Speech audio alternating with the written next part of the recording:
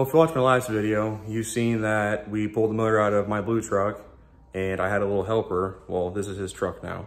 And we're about to take this small block out and put a 5.3 in it to replace it. And he kind of helped me to be able to have somewhat of an idea of how to pull the motor out. He's never done it before, so a little bit of help. He helped me, I helped him, but that's kind of the plan. Take this junk out, throw it in the garbage, put hopefully a less junkier motor in it, and then be cool. Run down to the truck. It's a 97, it's 350, 4L60, your basic OBS basically. It's a pretty clean truck for the most part. It's got decently low mileage on it for what it is. This motor has 175 on it. 5.3 has 120, so in that aspect, we're kind of gaining a little bit. Haven't seen it run, but we know that it runs from the guy that he got it from. So we're good at that, hopefully. I'm probably not going to be able to time lapse too much, at least today, because I don't have my tripod to be able to set up. And all we're going to do basically today is just get the front clip off the truck, grill, bumper, core support, stuff like that. We're not pulling the fenders off or anything, but we're going to get basically this set up to where we'll be able tomorrow to come back and start yanking this out. We're going to reuse the tranny in this truck, just kind of save a little bit of money.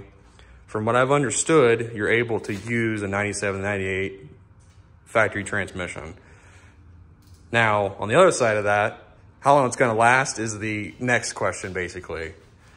Supposedly, it's been rebuilt, it moves, it drives, but, you know, 5.3 is going to make probably another, we'll just say more power than that. I don't know how much it's going to make. We're just going to do a stock little deal for right now, full exhaust. Basically, that's about it, just to make it simple as possible, as cheap as possible, and as quick as possible. So now you kind of know what we're doing. We're going to start pulling all this shit apart. I mean, at least he is. I'm just going to sit here and tell him what to do. And the plan with this is kind of a time crunch to be able to go to LS Fest here in September. So we still have a little bit of time, but we want to be able to like take our time with doing this and have enough time to make sure it's reliable enough to drive. You know, for us, it's like 5 hours probably down there to Bowling Green. And it'd be the first time. I've been four times. This would be my 5th year. I mean, it's kind of cool to go, but I think it'd be really cool for him to take this because it's obviously it's a cool truck. Even if it's a stock swap at the time, it'd still be cool to go. Hey, if anyone's interested, this has been great since I pulled the motor out. It has not used a bit of coolant, and for some reason now it's not drinking any more oil. I don't know what that's about, but it's not drinking any more oil. Still has good oil pressure. So, and I went to War in the Woods a couple weekends ago, like as soon as I got the weekend after I got it done, and it was 300 and I think like 60 miles each way. And on top of driving to work every day and all the other stuff, I put like 1,100 miles in like a few weeks just from driving back and forth to work and all that extra stuff. But really, like, this has probably been one of the better things I've done to this truck. And for some reason, I don't know why, it sounds like completely different. It used to be kind of like raspy, all gone. It has a drastic amount of more power. Not saying it's going to run 10-second pass, but it has a lot more power, which could be from the heads being decked a little bit, which I wouldn't think, but yeah, mint.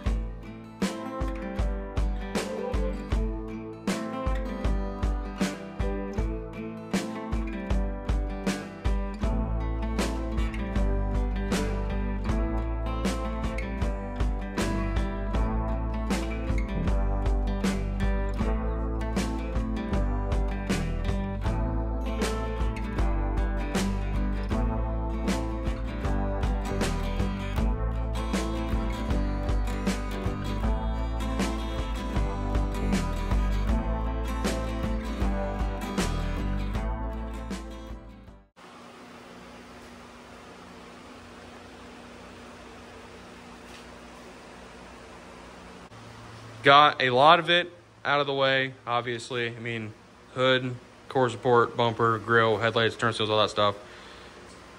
And you can tell that it's taken a little bit. I mean, it's taken a long time, really, honestly. This truck's obviously never been taken apart before, and it was kind of a pain in the ass to get a lot of the stuff apart. But doing this makes it a lot easier to be able to get to all of the stuff that we need to get to, which is obviously the motor and all the, you know, the exhaust, wiring harness, stuff like that. You literally can just step into the motor to get to it. But I think maybe tonight we might take a little bit more pieces off just to kind of help for tomorrow, but we're not going to pull tomorrow tonight, just going to be that tomorrow thing.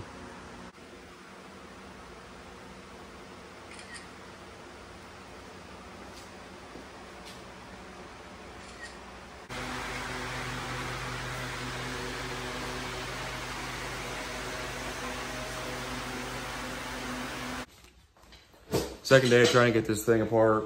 We pretty much are really close to getting it out. All we have to do is get the motor mount bolts out of it and then hook on it with the engine hoist, pull it out of here. We already have all the bells and bolts out, the transmission support with the ratchet strap. We ended up taking the headers off too, just to make sure that they're clear, because it was kind of close to the firewall with the collectors on there. They're just mid-lengths, but still was pretty close. I didn't want to have to get hung up on that trying to get this out.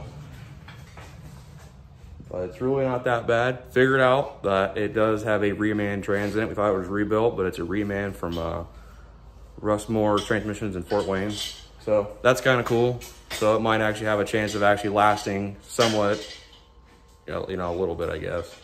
But yeah, I'll throw this up on a time lapse really quick just to see, so you can at least see us pulling this out. I didn't really want to time lapse all this just because it'd be a lot of monotonous little stuff you really can't tell we're doing anyways.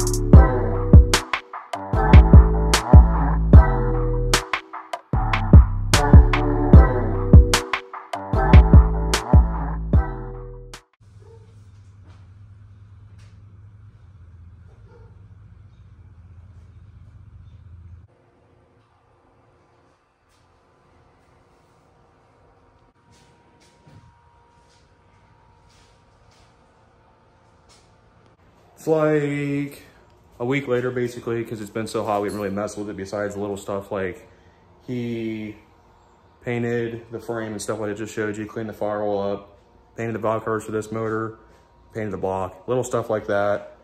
We are gonna try to get this in tonight so we kind of have some sort of progress, and it's a lot more mobile per se, because the train's just sitting there with a rat strap underneath of it. And that's kind of the goal, but we just had to, I'll just show you.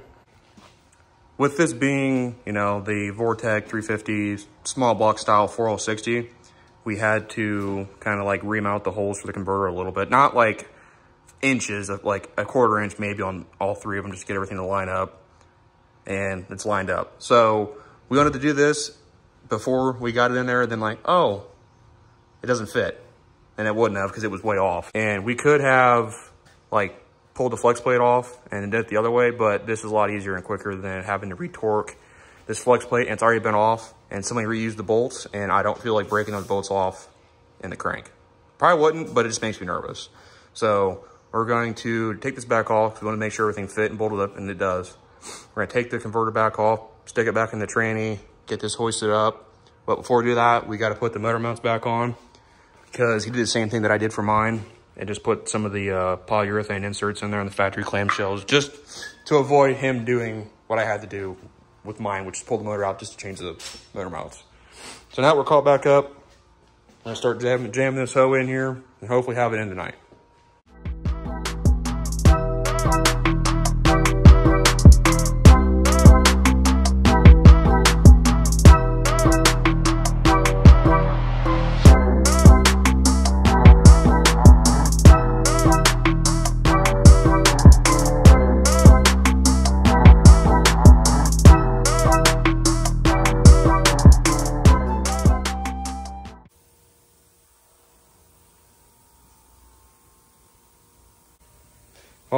we got it in there. It actually wasn't that bad to put in. I'd say mine went in a little better, but I don't know what the difference really was. But anyways, we got it in. The biggest issue we had, for some reason, this motor mount on this side, I don't know if it was smashed or something, but it was a really big pain to get it to slide over the motor mount. But once we got it on there, it was fine. We're going to have to take a couple of bells and bolts out and change them out because I just had random bolts just get in there enough, but I don't feel comfortable with how many threads they have in there to actually drive it with that. So we're gonna have to do that. And I think we're gonna have to get some washers for the converter because if we just bolt it up to the plug plate right now, like, the converter's gonna pull out like way too much and it's not gonna be right. But other than that, it looks like it's gonna work. Maybe I'll just have to find some washers for the converter, bolt that up, and then it's basically all together. But yeah, I mean, we wanted to get it in. It's in here, but it's not even really that like close to doing the vroom vroom noises. But nonetheless, it's still in there. And we still have to figure out the harness, which I don't know how, we're gonna have to figure that out. It's just gonna be a lot of